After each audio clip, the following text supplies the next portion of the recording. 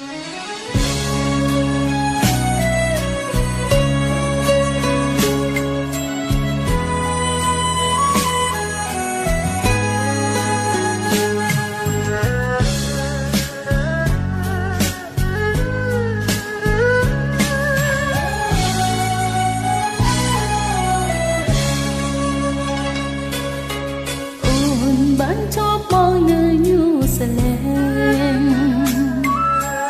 ិនយើងបានចាំដើមភាសា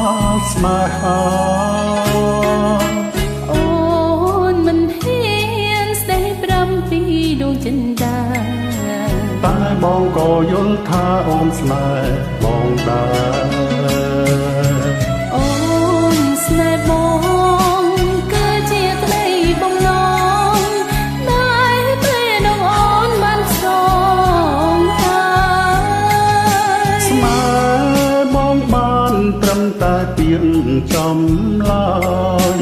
នោះសេលែនអើយអូនបានទៅគេ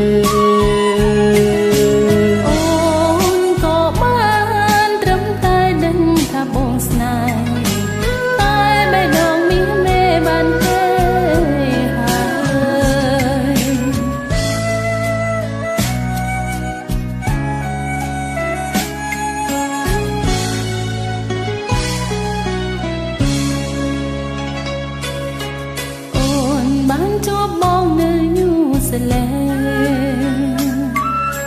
ចិនយើងបានចាំផ្ដើមភាសាស្នេហា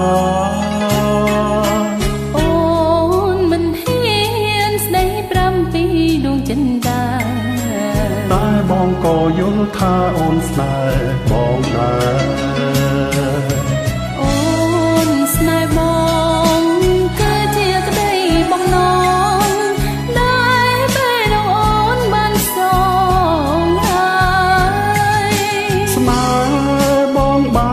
ត្រឹមតែពាក្យចំឡើយនោះសេលែនអើយអូនបានទៅគេអូនក៏បានត្រឹមតែដឹងថាបងស្នេហ៍តែបេះដូងមាសមេបានគេ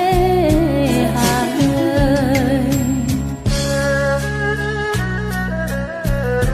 多想给你完美的结局可如何跨越现实距离？今生的缘，来生再续，我会永远放你在心里。អូនស្នេហ៍បងគឺជាក្តីបំណងដែលពេលនោះអូនបានសងហើយស្នេហ៍បងបានត្រឹមតែពាក្យចំឡើយ